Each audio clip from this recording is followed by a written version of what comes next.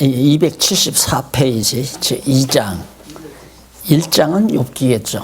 제2장은 여호와의 신실성 찬양, 1장은 여호와 바로 전능성 찬양이 되겠고요.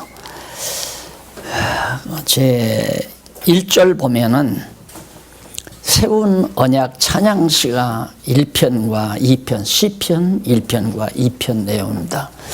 자, 이걸 내용 아는 것도 중요하지만은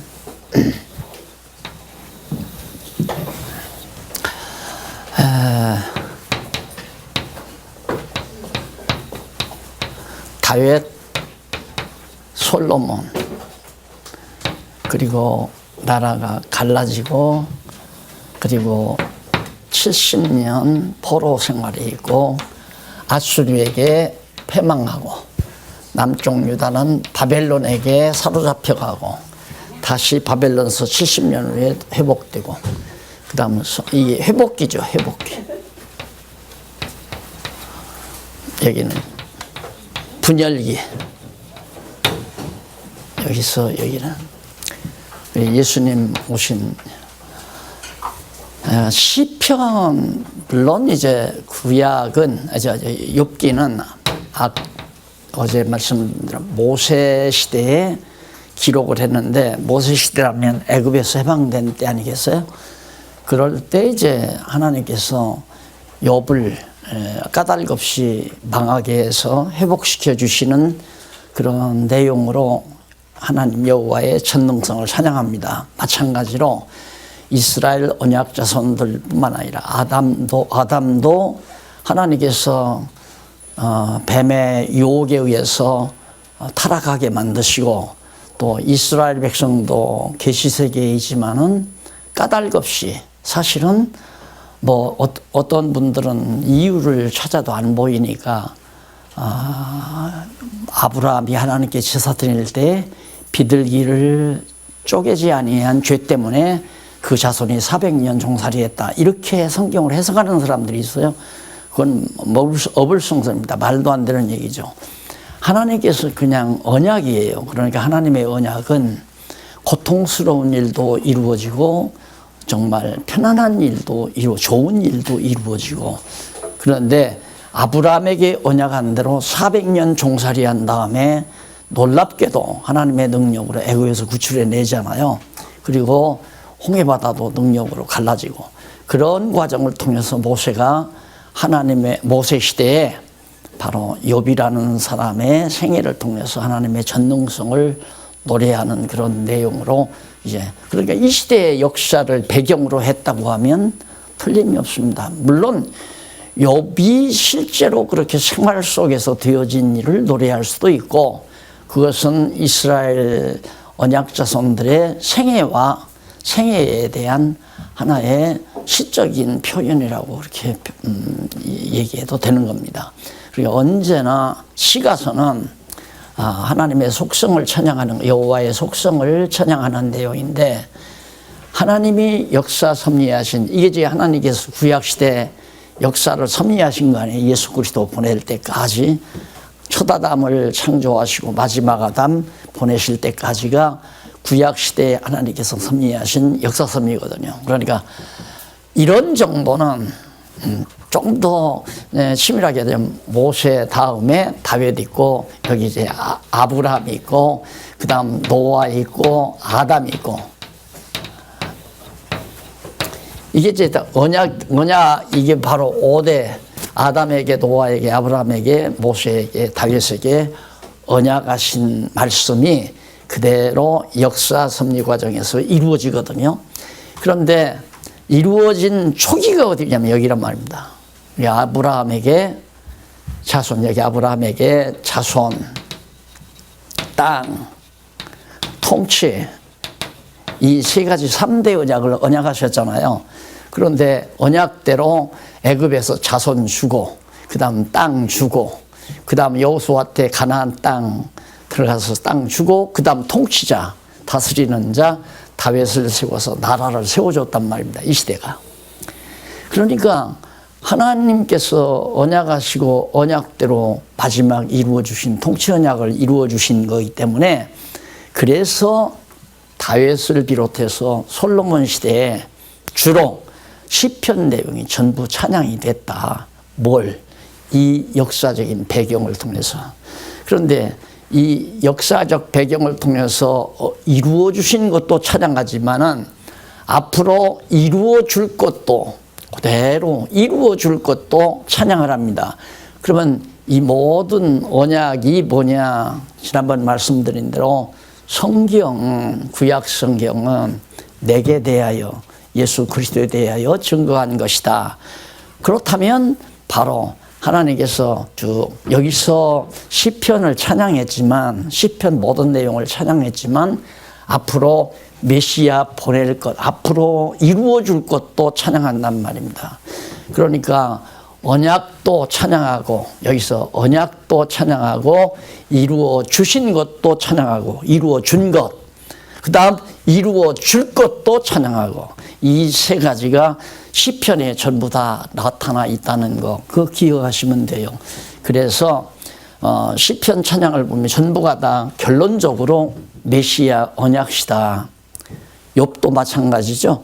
욥이 망했다가 흥하는 것은 메시아가 죽었다가 다시 부활하실 것에 대한 하나의 보형적 사건으로 그런 노래를 통하여 장차 오셔서 죽었다가 부활하실 그리스도에 대한 언약시로 욥기서가 우리에게 다가온다. 그래서 욥기서를 통해서도 메시아를 증거해야 예수님이 말씀한 대로 하나님께서 섭리하신 바로 율법과 이 모든 구약시대 오경의 율법 안에 율법과 선지와 그다음 시편과 선지가 곧 내게 대하여 증거한 것이다. 이게 구약 성경 전체가 예수님께 대해서 증거한 것이다. 그래서 이 책에 나오는 이 내용을 줄거리로 이렇게 정리하지만은 강론집에 가보면 이걸 철저하게 전제를 하죠. 그것이 이제 항상 서문에 나와요. 의미 분석하고 그다음 줄거리 요약, 그다음 이제 그 줄거리 내용에 대한 근거 제시해서 근거가 바로 이렇게 해서 여기까지 가잖아요. 영원 하나님의 작정하신 뜻에 대해서 언약하시고 그걸 이루시려고 언약하시고 언약대로 이루어 주신다. 그런 과정에서 바로 찬양이 나온 건데 바로 하나님은 전능하시다 이거죠. 그래서 전능하신 하나님이 언약대로 이루시는 신실하신 여호와시다. 그래서 여호와 신실성을 찬양하는 내용이 시편이라는 얘기입니다. 그럼 큰 제목 살펴보면서 정리해 갑니다. 제1절 세운 언약 찬양시 아브라함과 이삭과 야곱 열조에게 언약하신 언약 내용을 간단히 찬양하는 것이 1장과 2장이에요. 그 언약 내용이 핵심이 뭐냐면 1편에는 의인의 형통 언약입니다. 의인이 형통하다. 의인은 저 이때 시편을 사실 저 강론집을 써가면서 정말 하나님의 언약 성취 섭리사로서 성경이 관통은 됐는데 구체적으로 시편에 들어가서 이게 논리가 있을 수 있을까? 허다한 구약학자들이 시편의 논리성을 찾으려고 그렇게 애를 써서도 못 찾았는데 나도 시편에 가서 만약에 논리를 못 찾으면 허당 아니냐? 그러면 강론집 쓰다가 이제 중단을 해야죠. 여기서 논리가 연결이 안 되니까 연결이 안 되는 걸 그냥 써놓으면 이건 죽은 글이 돼버리잖아요. 그래서 사실 많이 창세기 출애굽기 쭉 써가면서 역사서까지 써가면서 시편 정말 논리성이 제대로 있을까 그러면서 이제 했는데 그 쫓겨졌을 때 쫓겨서 그게 딱 나와버렸잖아요. 어떻게 해서 그게 정리가 됐냐면 성경을 보다 보니까 의인이라는 것이 실제로 우리 삶이 의로워서 의인이 아니라 하나님의 언약 백성을 의인이라고 성경에서 지칭을 했더라고요. 그러니까 의인은 형통해진다. 얘기했을 때 아하, 언약 자손은 형통하게 된다. 아브라함의 우선 첫 아담의 자손은 형통하게 지금 길이 쫙 형통한 길이 열리잖아요. 그게 형통케 돼가지고 결국은 예수 그리스도가 형통한 일을 통하여 하나님께서 형통케 해가지고 그 형통하다는 말을 그렇기 때문에 이 형통이란 말은 우리들은 어떻게 전제를 하고 이해하느냐면 장사를 했으면 장사가 365일 때로는 10년 20년 한 번도 부도나지 않냐고 잘 돼가야 형통하다고 그렇게 생각을 하는 거예요. 우리들의 생각은. 그런데 하나님의 생각은 형통하다는 것을 최종 목표, 최종 목적지, 그게 바로 영원한 천국 아니에요? 천국. 여기는 지옥이고. 결국 여기서 영원전에 작정하신 택자와 택자, 불택자,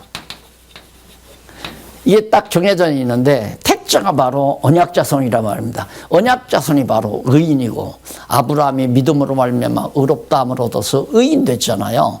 그러니까 그가 믿음으로 된 것이지 그의 행위로 된 건 아니란 말입니다. 아브라함이. 그래서 아하, 언약자손인 의인 아브라함의 자손, 또 아담도 마찬가지로 언약자손이니까 언약의 시조니까 바로 아담에게, 첫 아담에게 언약하신 하나님이 분명히 형통께서 그 길을 형통케 해서 둘째 아담을 보내시고, 둘째 아담을 보내서 택한 백성을, 그리스도 안에서 영원히 택한 백성을 바로 어디로? 천국으로 바로 안내한다. 이게 형통한 일이죠, 이게. 그러니까 여기서 큰 제목으로 의인의 형통 언약시 너희들은 반드시 형통케 되진다. 다시 말해서 아브라함을 가나안 땅으로 인도해 가지고 동서남북 다 바라봐라. 이 땅을 내 자손에게 주마. 그리고 내 자손이 번창하고 하늘의 별수와 바닷가의 모래알처럼, 그리고 이제 땅도 이 가나안 땅, 동서남북 가나안 땅을 내가 주마. 그리고 거기에다가 나라를 세워주겠다. 형통케 됐잖아요. 나라 딱 세웠단 말입니다. 하나님께서 언약 자손들에게 주신 3대 언약, 축복이죠. 복의 내용이란 말입니다. 복이 결국에 가서 다윗 시대 와서 완전히 이루어졌단 말입니다. 이게 형통한 일이라 이거예요. 그러니까 그 형통한 길, 적어도 아브라함이 이제 형통한 길을 가기 위해서는 가나안 땅에서 흉년 드니까 애굽으로 갔다가 하마터면 아내 뺏길 뻔 알았다가 아내를 되찾아오고, 이런 과정을 통할 뿐만 아니라 아담의 아들 야곱은 하란으로 피난을 갔다가 또 애굽으로 가서 그 자손들이 400년 종살이하고 광야에서 모진 시련을 당하고 또 들어와서 가나안 땅 들어와서 사사시대에 얼마나 많은 고통을 겪었어요. 이런 모든 고통들이 형통한 길이다 이 말이에요. 그래서 이 성경 말씀 외에는 이런 깊이를 써놓은 책이 있을 수가 없잖아요. 그래서 바울이 깊도다 하나님의 지혜와 지식에 부여하며, 또 뿐만 아니라 영원전 하나님 그리스도 안에서 택한 우리들을 이 죄된 세상에 태어나게 해서 온갖 시련을 겪다가 결국은 천국으로 우리를 택한 백성들을 데려가잖아요. 이게 형통한 일이라 이거죠. 그러니까 범사에 감사라는 말과 형통하다는 말은 의미가 맥이 통하는 얘기예요. 그러니까 내가 삶 속에서 되어지는 모든 일이 다 형통한 일이기 때문에 우리는 하나님 앞에 감사할 수밖에 없다. 다시 말해서 살다가 병이 들거나 또 하던 사업이 망하거나 가정에 우환이 있거나 전쟁이 일어나거나 재난이 일어나거나 어떤 일이라 할지라도, 그런 부정적 일이라 할지라도 결국은 그것은 하나님께서 우리를 형통한 길로 인도해 가시는 과정이라는 얘기죠. 그런데 우리는 그런 거 안 거치고 가려고 하다 보니까 요한계시록을 얘기하는 사람들이 마지막 성경에 있지도 않은 거 7년 대환란을 공중에서 예수님을 영접해가지고 공중에서 7년 동안 혼인잔치한다. 그리고 환난 안 겪는다 이 말이죠. 환난을 겪는 것이 형통한 길인데 환난을 안 겪게 하라고. 왜? 형통한 길이기 때문에 환난을 준 거거든요. 형통한 길이기 때문에 광야 40년을 준 거고 그렇잖아요. 형통한 길이기 때문에 애굽에서의 400년이 필요했던 거고 이런 것처럼 우리의 삶도 하나님께서 형통한 길로 영원한 하나님의 나라로 신령한 복을 받아들이게 하시기 위해서 당신이 정하신 뜻대로 작정하신 뜻대로 길대로 그대로 형통한 길로 우리를 인도해 가시는 거다. 그러니까 내 고집대로 내가 가고 싶은 대로 가야만이 형통한 길이 아니라 하나님이 정하신 길대로 가는 것이 곧 형통한 길이다. 그것이 바로 1편에 나타나는 그런 언약시고요. 2편에는 뭐냐? 유오부 통치. 유오부 통치 언약시. 그러니까 유업을 갖다가 하나님의 나라를 다스릴 수 있는 통치 언약시. 여기도 요한해요. 아브라함에게 언약한 대로 다윗을 보내가지고 다윗이 이스라엘을 통치하도록 언약하잖아요. 그 언약을 바로 찬양하는 것이 2편 내용이란 말입니다. 오늘 우리들도 바로 둘째 아담 통치자이신 둘째 아담을 통해서 하나님의 나라에 가가지고 마지막 아담이 영원토록 영원토록 통치할 것에 대한 하나의 모형적 사건이죠. 그래서 언약시와 통치 언약시, 형통 언약시와 통치 언약시, 하나님이 정하신 뜻대로 그대로 형통한 길로 인도해서, 자, 그래서 이제 이걸 보면 다윗이 이제 이렇게 노래했는데, 그러면 다윗이 사울왕에게 쫓겨 다닐 때 하마터면 사울왕에게 죽을 뻔하잖아요. 그것도 형통한 길인가? 물론이죠. 그것도. 또 그러면 다윗이 왕이 돼가지고 정말 전쟁이 일어나서 결국 그가 우리아의 아내 바세바를 범했잖아요. 그것도 형통한 길인가? 물론이에요. 그것도 다 하나님의 정하신 뜻대로 인도에 갔으니까 이 얘기를 이제 잘못 들으면 어떻게 하면 그러면 뭐 마음대로 죄를 져도 되겠구나. 그것도 형통한 길이구나.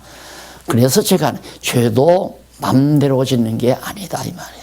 내가 죄 짓고 싶다고 해서 저지는 게 아니거든요.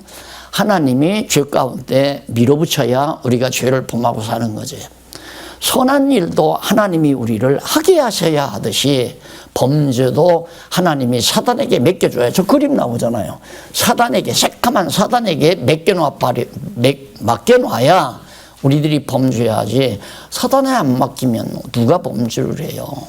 그러니까 우리 뭐 현실적으로 뭐 자그마한 아픔을 당하고 있지만 이것도 다 하나님께서 섭리하시는 거 아니겠어요? 지금 이게 형통한 길이란 말입니다. 자, 여기 갈라졌으니까, 분열했으니까 이건 형통한 길이 아니라 불행한 길입니까? 아니에요. 이 길도 형통한 길이에요. 이렇게 갈라지게 해서 정말 그리스도의 다윗의 통치를 떠난 북이스라엘이 마지막 아수르에 의해서 왕국이 망하게 하시는 것은 다윗 왕국을 떠나지 아니한 남쪽 유다 백성이 정말 하나님의 보호를 받음으로 하나님의 은혜의 영광을 찬양하게 하는, 그것이 바로 하나님께서 택한 백성들을 형통한 길로 인도하는 거란 말입니다. 그러니까 이 세상 만사 어느 것 하나 택한 백성에게는 형통한 길이 아닐 수가 없다. 그러나 불택자에게는 그 반대예요. 사업이 잘 되고 큰 재벌이 돼도 불택자는 불행한 길이에요. 결국은 어디로 가니까? 지옥의 나락으로 떨어지게 되어 있기 때문에 영원전에 이미 불택자 지옥 가도록 정해놨잖아요. 그러니까 불택자는 이 세상 살면서 명예를 얻었건 권력을 얻었건 재벌이 됐건 정말 건강해서 백수를 하건 모든 일들이 불행한 길이지 형통한 일이 절대 아니다. 이렇게 우리들이 시편을 보지 아니하면 시편처럼 해석이 안 돼요. 이해가 안 된다 이 말입니다.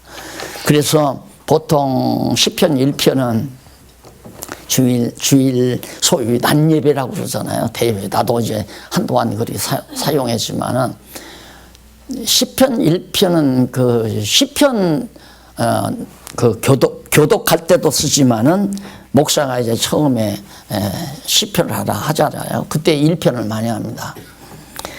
악인은 복 있는 사람은 악인의 꾀를 좇지 아니하며 죄인의 길에 서지 아니하며 뭐 그러면서 쭉 하게 되면 그 부분에서 악인은 그렇지 않으며 하는 말이 나와요. 악인은 그렇지 않다. 그러니까 악인은 결국 형통치 못하다는 말로 시냇가에 심은 나무가 시절을 쫙 과실을 맺는 건 바로 의인이지만은 악인은 그렇지 않으며 바람에 나는 겨와 같이 쭉정이를 맺는다. 이런 얘기하면 주여 그런다 이 말. 성도들이 왜? 지난 주간에도 악인들하고 술자리 같이 했고 같이 버스 타고 다니고 같이 승용차 타고 돌아다니는데 의인은 악인의 자리에 앉지 아니하고 악인의 유혹에 넘어가지 아니한다. 이렇게 얘기하니까 도덕적으로 윤리적으로 의인이다 악인이다는 개념을 가지고 있으니까 거기서 기가 꺾이는 거죠. 성도들은. 야, 내가 지난주에도 죄를 많이 졌구나. 내가 이러다가는 의인이 아니라 악인인가 아닌가 이런 생각을 하는 거예요. 아니죠. 이미 의인과 악인은 여기서 다 정해진 거예요. 창세 전에 하나님 안에서 그리스도 안에서. 그렇기 때문에 장차 여기 가서도 그리스도 안에서 영원한 천국 백성으로 사는 것이지 이 땅 위에 사는 동안 내가 선한 일 많이 해서 도덕적으로 윤리적으로 공덕을 많이 써서 천국 간다. 이게 천주교가 가리키는 교리 아니에요. 예, 네가 노력해서 열심히 선하게 살아서 천국 가라. 이제 이것이 이제 천주교지만은 우리 개신교도 거의 다 그렇게 가르쳐요. 성도들에게 선한 일 많이 해서 정말 천국 가야 한다. 악한 일 하면 지옥 간다. 이렇게 가르치잖아요. 그러니까 황당한 거예요. 그러면 이제 시편 같은 거 해석이 안 되는 거예요. 그래서 거기까지가 언약시가 분명하죠. 언약 찬양시, 하나님께서 언약하신 것에 대한 찬양시. 그 다음 제2절은 그러면 언약했으니까 성취해달라고 간구하는 찬양시가 나와요. 성취. 그러면 언약하신 대로 이루어 주시라고 간구하는. 자, 그러면 여기서 다윗에게 성취했잖아요. 성취된 것은 찬양하고, 그 다음 여기서 성취 간구시는 성취된 것을 간구하는 것이 아니라 성취된 것에 대해서는 감사하고 앞으로 또 더 성취해야 해야 될 것들은 또 성취하도록 해 주시도록 간구하는 시입니다. 그러니까 아까 말씀드렸잖아요. 언약하신 것 찬양하고 그 언약을 이루어 주신 것도 찬양하고 이루어 줄 것도 간구하면서 찬양하는 내용이 바로 이 3장에서부터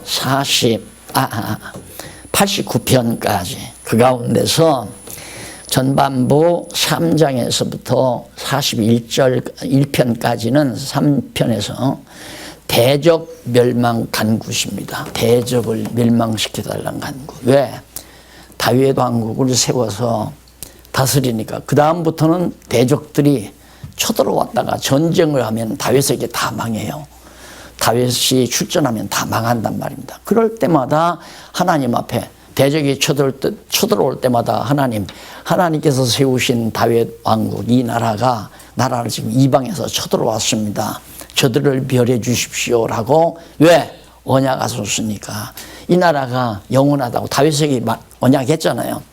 너는 내 나라가 영원하고 견고하다고 그리고 내 명성이 높아진다고 다윗에게 언약한 말씀이 있기 때문에 그 언약대로 하나님 대적을 멸해 주십시오라고 다윗도 기도하고 이 시대에 아삽이나 언약 자손들이 찬양한 내용들이 41편까지 나와요. 그러면 그 41편 가운데 잠깐 살펴보면 3편에서 그 밑에 의미 분석 나오잖아요. 3편에서 9편은 욕 보일 때 대적들이 와서 욕을 보이잖아요. 이건 무엇과 같으냐면 장차 예수 그리스도 만왕의 왕으로 오신 예수 그리스도를 십자가에 못 박고 얼굴에 침을 받고 뺨을 때리고 옷을 벗기고 이런 수치와 욕보임을 줬잖아요. 그것에 대한 하나의 예표예요. 모형적인 예표. 그러니까 다윗도 그렇게 당했지만은 장차 당할 예수 그리스도에 대한 예표적인 예언과 같은 의미로서 다윗이 그렇게 당하면서 하나님 앞에 기도한 내용이죠. 찬양한 내용. 그리고 잊었을 때 10장에서 21편, 10편에서부터 21편까지 잊어버렸을 때 예수님께서 아버지여 아버지여 십자가에 못 박히셔가지고 아버지여 아버지여 어찌하여 나를 버리시나이까 잊어버리시나이까 라고 기도한 사건이죠. 바로 다윗도 하나님이 모르는 속이에요.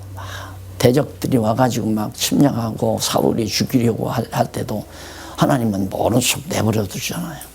그래서 죽을 고비를 넘기게 되고, 자, 이런 것들이 하나님 나를 버렸습니까? 나를 잊어버리셨습니까? 언약하시고 나서 왜 나를 이렇게 버려두십니까? 이러면서 이제 대적을 멸해달라고 기도하는 거죠. 22편에서 37편은 버렸을 때 하나님 나를 버리셨나이까 똑같은 거예요. 이걸 장차 오실 마지막 아담 그리스도에게다가 적용시키면 정확하게 맞아떨어지죠. 그래서 시편도 1편에서부터 150편까지가 전부가 다 장차 오실 마지막 아담에 대한 예표로서의 모형과 그림자. 시편이 그래서 내게 대하여 증거하는 것이다. 예수님이. 자, 시편 다윗이 잊었을 때 버렸을 때 이런 찬양을 드림으로 그것이 바로 그 시편이 예수님 당신에게 대하여 증거한 거다. 이제 이해가 가시죠. 이것만 아시면 이 개론 이제 줄줄 정리가 되는 거죠. 자, 그 다음 이제 마지막으로 거기 간 곳이, 그리고 징계 때 간 곳이 아니죠. 38절로부터 38편에서부터 41편은 징계할 때 간 곳이 징계. 예수님께서 우리 대신 징계를 받으셨잖아요. 그가 징계를 받으시면 우리의 죄악을 인함이라, 그런 내용이 나오죠. 그래서 바로 욕보일 때 간 곳이가 3편에서 9편까지 넘어가면 276페이지 제일 한 쪽가락으로 1번 나오죠. 대적 멸망 간 곳이 대적의 멸망 찬양시, 간구한 대로 하나님께서 대적을 멸해 주시고 대적 멸망시켜 달라고 간구하고 간구대로 이루어 준 것에 대해서 찬양하고, 그래서 간구는 벌써 찬양을 낳게 만들어요. 왜? 간구한 것은, 기도는 반드시 이루어지니까. 어떤 기도가? 언약에 기초한 기도는 하나님께서 여기 언약에 기초한, 여긴 작정의 기초에서 언약을 하시고 언약의 기초에서 간구하고 간구대로 성취해 주시고 그래서 찬양케 하시고, 이게 이제 하나님의 섭리예요. 창세 전에 작정하신 뜻을 이루어 줄 것을 언약하시고 그 언약대로 이루어 달라고 간구하니까 당연히 이루어 줄 거 아니에요. 이루어 주니까 또 찬양해요. 간구해 달라고 찬양하고 이루어진 것에 대해서 찬양하고, 결국은 하나님께서 자기 백성을 지은 것은 하나님의 영광을 찬양케 하기 위한 것이다. 이사야 선지자가 말하는 대로 찬양하게 하는 방법이 바로 그겁니다. 그러니까 성경을 공부한다는 것은 이걸 배우는 거예요. 하나님께서 작정하신 뜻대로 할 걸 언약하시고 언약대로 이루실 것을 이루시려고 여기다가 하나 더 넣으면 소원을 주어요. 우리에게 소원을 주어서 소원대로 이루어달라고 간구하면 간구한 대로 이루어주시고, 이루어주시면 우리 입에서 찬양케 하시고, 그러니까 이걸 이루어주셨으므로 우리가 찬양한다, 그건 아니에요. 말이 틀린 거죠. 이게 여기서부터 저 끝까지가 전부 하게 하신다. 작정하시고 작정의 근거에서 언약하시고 언약대로 이루시려고 우리 택한 백성에게 소원을 주시고, 소원을 주니까 주어서 간구하게 하시고 간구한 것을 성취해 주시고 성취해 주심으로 찬양케 하신다. 그러면 저기서부터 여기까지가 전부 하나님께서 다 하게 하신다. 이게 형통한 길 아니에요. 그러니까 지금 우리 지금 주일낮에 체제개혁 하잖아요. 체제개혁에 대한 빌레몬서까지 지난 주일날 마쳤는데 다음 주일날 이제 마무리 정리를 하려고 하는데 가장 중요한 것이 이 부분이에요. 하나님께서 소원을 우리 각자의 마음속에 성령 감동을 통해서 소원을 주어요. 그때까지 아무도 명령하지 말아라. 강요하지 말고 아무리 선한 일이라 할지라도 정말 억지로 돼서는 안 된다. 그러면 자 우리 여기 일본이 지금 완전히 기독교가 다 시들어져 가니까 일본 선교를 위해서 여기 연보합시다. 더 한 돈 1,000만 원 가져야 됩니다 하고 연보를 했어요. 그런데 200만 원밖에 안 나왔어. 그러면 또 강조를 하고 해서 300만 원을 걷었어. 그 짓 하지 말라 그 말이에요. 그냥 그 상황을 설명하고 일본 내 선교를 원하시는 분은 같이 합력하시면 됩니다 하면 그냥 각자 마음속에 소원이 올 거 아니에요. 지금 이 자리에서 소원 왔을 때 예를 들어 200만 원 나왔다. 집으로 돌아가서 곰곰이 생각하면서 과거에 배웠던 말씀을 가만히 기억하면서 어쩐지 자기도 나도 정말 내가 직접 가서 일본에 가서 선교는 못하지만 그 일에 나도 합력을 해야 되겠다 해서 나도 500만 원 구자로도 해야 되겠다. 이렇게 해서 각자가 마음에 그냥 자기 마음의 소원이 오는 대로 해야만이 순수하잖아요. 순수해. 그런데 친분을 통해서 또한 목사라고 하는 직분을 통해서 막 강요하고 누구는 하는데 왜 당신은 안 해? 당신은 돈이 더 많은데 왜 그거밖에 안 했어? 이런 식으로 해가지고 일을 이루면 뭐 할 거예요? 바울이 말하는 대로 아무리 선한 일이라도 억지같이 되지 않게 하기 위해서 내가 너에게 오네시모를 보낸다. 그리고 선한 일이라 할지라도 억지로 해서는 안 된다. 억지로 난 하기 싫다 말이에요. 그러니까 뭐냐면 이게 굉장히 중요해요. 소원이 왔느냐 안 왔느냐. 그러니까 이 소원도 두 가지죠. 육신의 소욕에서 오고 영의 소욕에서 오고 이 두루 소욕이 있는데 육신의 소욕은 아이고 저분이 나한테 얘기하는데 그래도 지나온 과거에 정이 있는데 저분이 저렇게 부탁하는 걸 내가 어떻게 거절해. 이건 아니죠. 이건 아니다 이 말입니다. 이건 다 전부가 인위적이에요. 영의 소욕은 각자가 자기 마음에 성령의 인도하심 따라서 오는 그거라야만이 순수하다 이 말이에요. 그것의 올바른 소원이다. 그러니까 그걸 잘못하게 만드는 지도자는 잘못된 지도자죠. 강요한다거나 자꾸만 그걸 그냥 막 억지로 하게 만드는 것은 일을 목표로 하는 거예요. 바울은 일을 목표로 안 했어요. 그냥 하나님이 소원을 주는 대로 그렇게 얘기를 해서 그냥 모든 성도들이 자원해서 하도록 그게 이제 아주 참 올바른 성령의 역사죠. 그래서 이런 과정을 우리 여러분이 아시면서 시편 찬양을 하나님께서 이렇게 찬양케 하셨기 때문에 시편이 누구 말씀이다? 하나님의 말씀이다 그 말이에요. 하나님께서 이렇게 해서 찬양하게 하셨으니까 하나님이 하게 하셨으니까 언약 자손들의 찬양이 곧 하나님의 말씀 메시아 보낸다고 하는 언약의 말씀으로 시편 자체가 받아들여지는 거죠. 시편 강론까지 다 끝난 거예요 사실. 그렇게 성경을 원리적으로 잘 파악을 하면 너무너무 보세요. 김여숙이 뭐 좀 안다고 지금 뭐 사돈네 운영했다니까 가버렸어요. 공부가 중요하지 않은 거죠. 왜? 조금 배워놓으니까 이제 느긋하구나. 그런 거죠. 안 그래요? 이거 만날 죽는 날까지 계속 이렇게 공부만 한다면 문제가 심각한 거 아니에요. 원리적으로 터득하면 간단해요. 그래서 그 다음에 말씀을 정리하고 나면 적어도 2단계로 오는 거죠.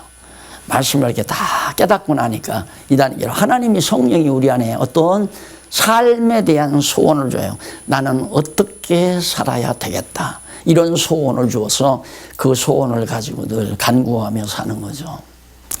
그래서 그 간구대로 하나님은 반드시 이루어주고 왜 정하신 뜻이니까.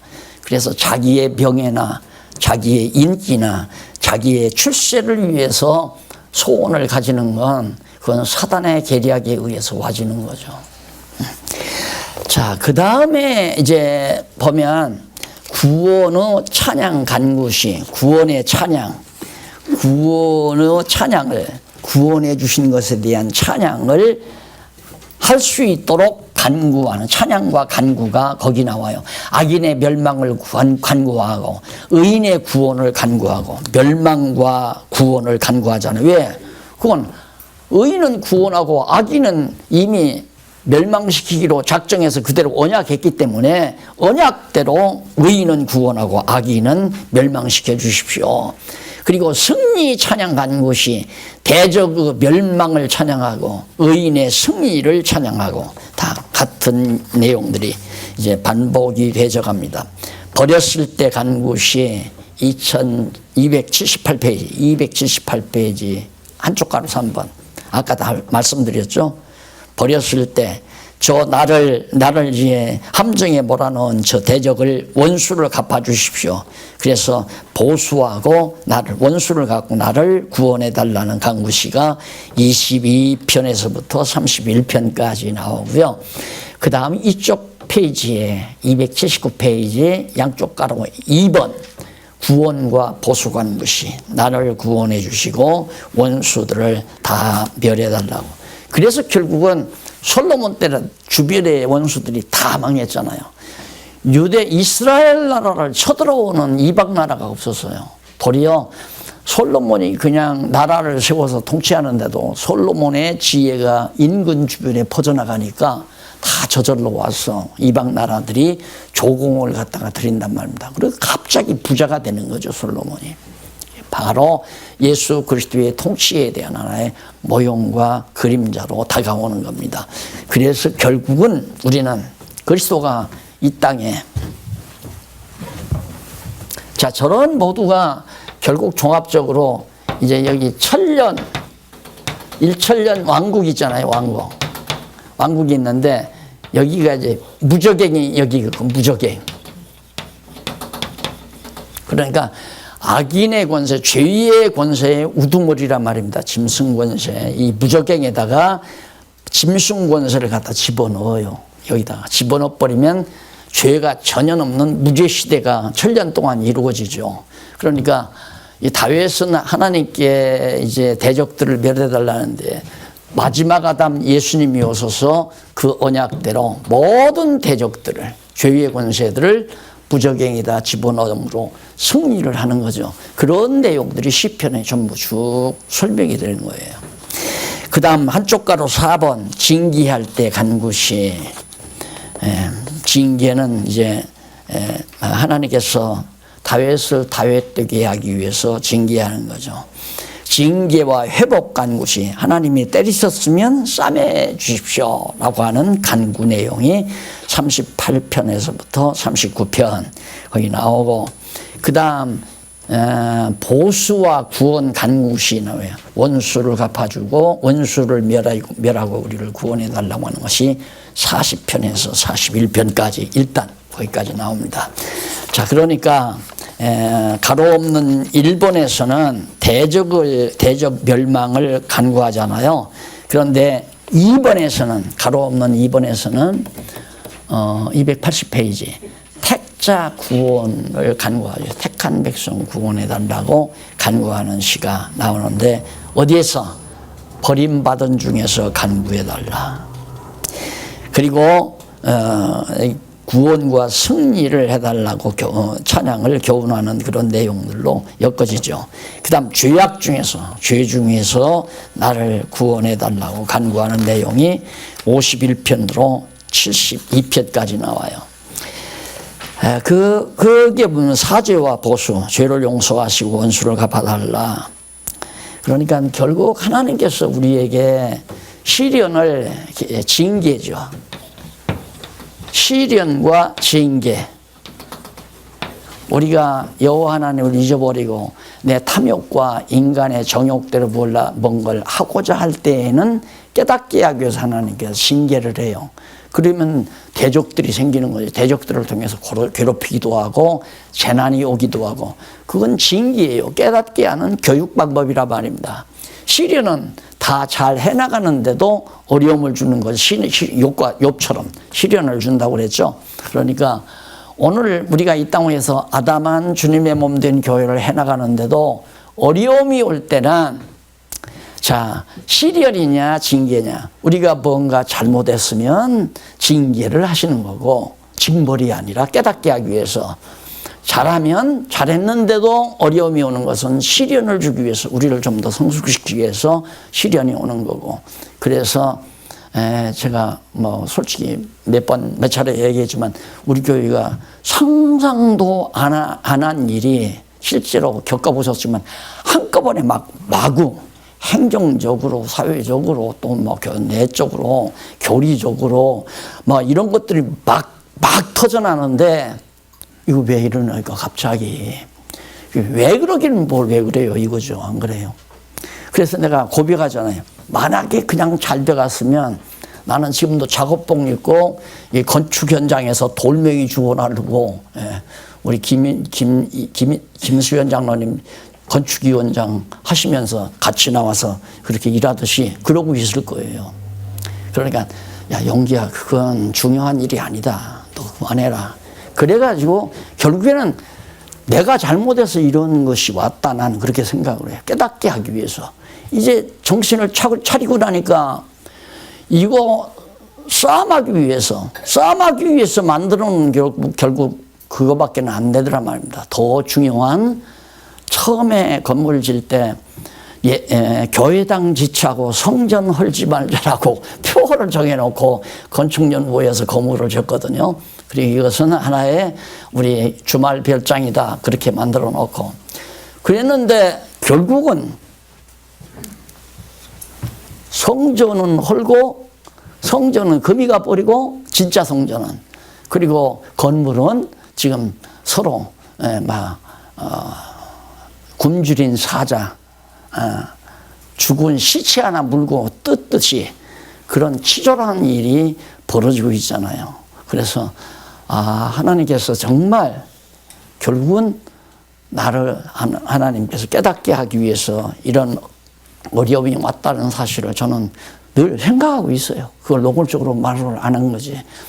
내가 자꾸만 딴 길로 가니까 내가 해야 될 일은 등한히 여기고 해야 될 일은 누구예요? 등한히 한 게 아니라 후배들에게 미루고 내가 해야 될 일은 후배들에게 미루고 나는 뒤에서 모습 마냥 일을 하면서 후배들 일하는데 먹을 것도 걱정하고 먹을 건 먹거리도 마련하고 이런 일에만 신경을 쓰려고 했는데 내 마음대로 안 되잖아요. 하나님께서.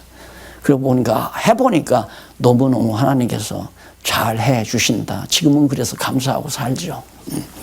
자, 그래서 이런 과정을 통해서 다윗과 솔로몬 시대에 이런 찬양들이 그 다음에 이제 언약 성취 간구시가 73편부터 89편까지 3번에 나오죠.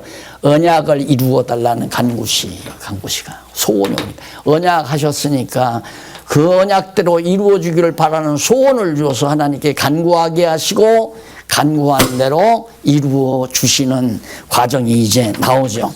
그래서 버림 중에 간구하고 그 다음 다 파멸당한 그런 가운데서 다 간구하고 전부 그건 이 다음 이제 이때를 바라보는 거예요. 여기 있지 않나? 여기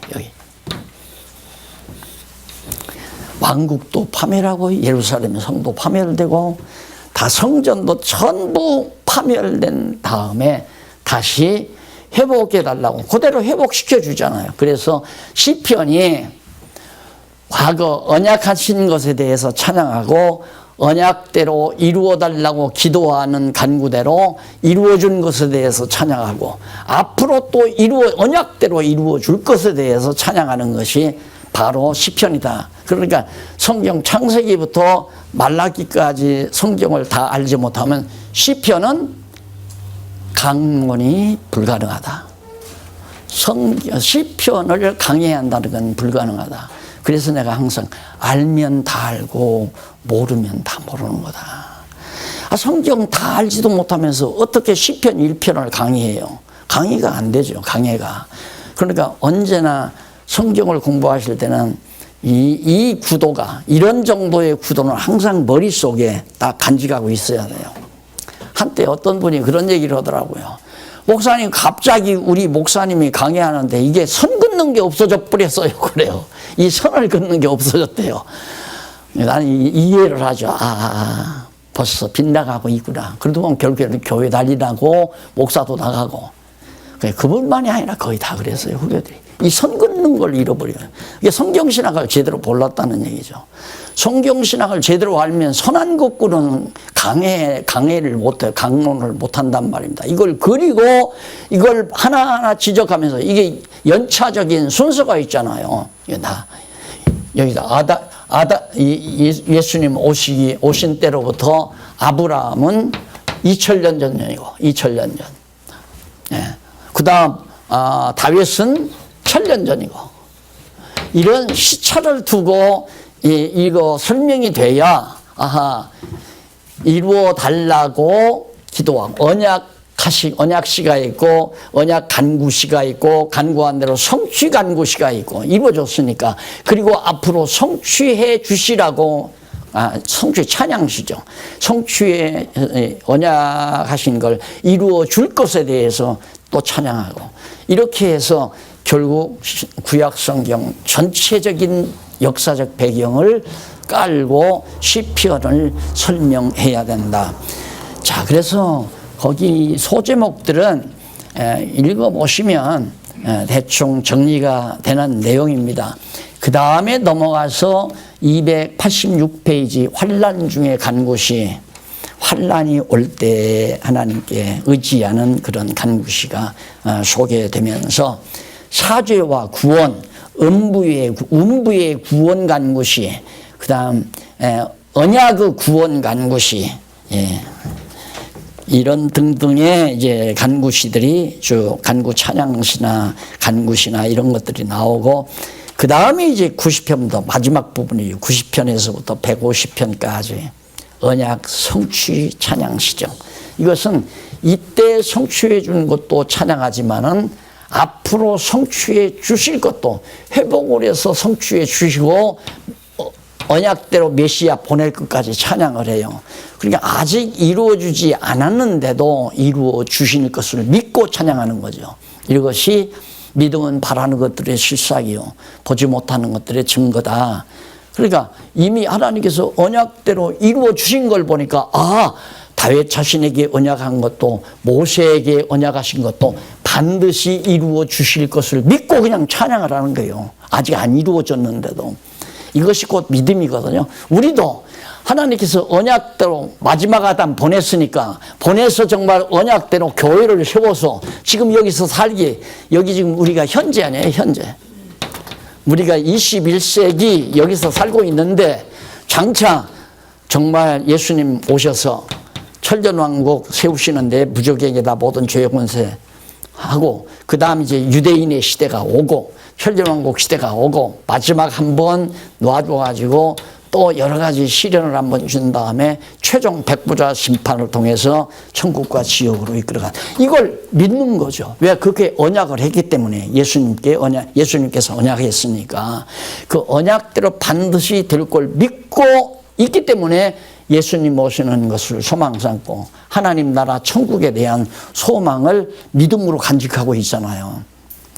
그러니까 정말 이 시편은 언약 성취 섭리서라고 하는 그 배경을 통해서 나오는데, 거기 여호와의 통치, 자 여기는 다윗이 통치하지만 여기는 예수님이 통치하잖아요. 그 예수란 말이 뭐냐면 여호와는 구원이시다라고 했다고 했잖아요. 여호수아가 히브리어로 예수하고, 예수는 예수 쓰고, 근데 헬라어로는 예수 쓰고, 여호와라는 말이 예수와는 바로 여호와의 일부가 방불한 그런 의미를 지니고 있습니다. 그러니까 예수님이 통치한다는 말은 여호와께서 통치한다는 말이죠. 이걸 이걸 성경이 너무 분명하게 말하는데 어떻게 목사가 교회 통치자가 되느냐 이 말이에요. 아니다.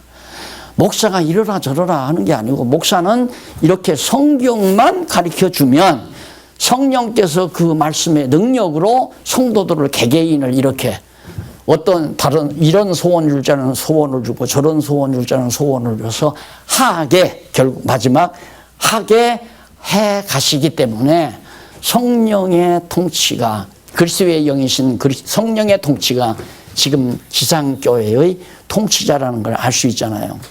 그래서 통치 찬양시 다윗으로 하여금 나라를 통치한 것에 대한 찬양시 실제적으로는 그러나 그것은 모형이고 예표란 말입니다. 장차 마지막 아담 예수 그리스도가 오셔서 교회를 다스릴 것에 대한 찬양시죠.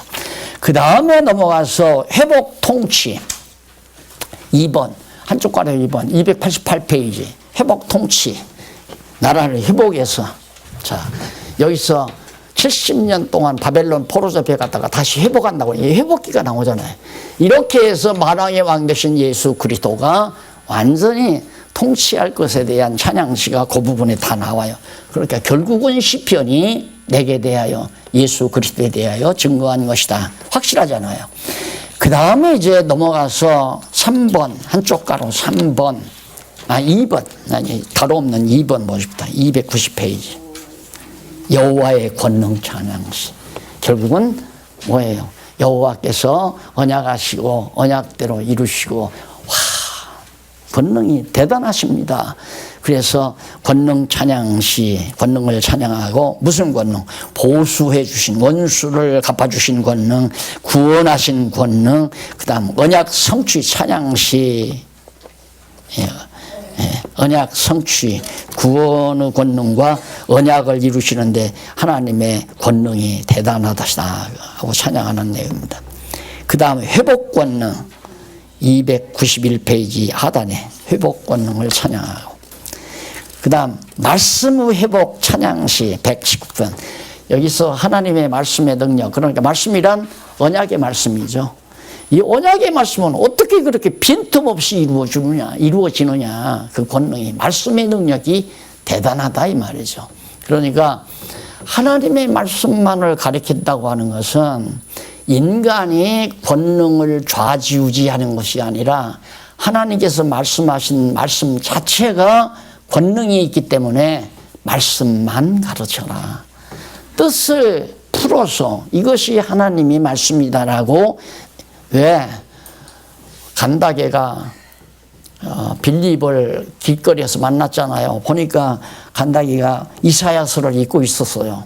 그 수레위에서 마차 위에서 빌립이 물었어요. 그 뜻이 무엇인지 아느냐 그러니까 가르쳐주는 사람이 없는데 내가 어떻게 아느냐. 그러니까 그 뜻을 다시 말해서 의미를 풀어서 가르쳐주는 것이 교사들이 해야 될 일이다라고 하는 걸 알 수가 있죠. 그다음 말씀의 회복, 말씀만 회복되는 게 아니라 백성을 보호하는 것에 대해서 찬양하고 은총의 회복을 찬양하고 이쪽 3번, 양쪽 가로 3번 나오죠. 자, 이렇게 해서 결국 귀환, 여기서 다시 돌아오잖아, 이제. 바벨론에서 다시 예루살렘으로 돌아간다. 귀환 찬양시. 아니, 이 시대에 500년, 이때로부터 한 500년 전이거든요. 500년 전에 찬양한 대로 이 시대에 그대로 이루어지잖아요. 그래서 이루어질 것에 대해서 예언적으로 찬양하는 거죠. 그래서 시편에도, 시가서에도 하나의 성취된 것이 언약의 내용이 있고 성취된 것이 있고 성취될 것을 찬양한 내용이 대부분 언약시의 시편의 시가서에 나타나 있다 하는 얘기입니다. 자, 그러면 이제 잠깐 차 한잔 드시고 제3장 여호와의 주권성 찬양 잠언을 한번 살펴보도록 하겠습니다.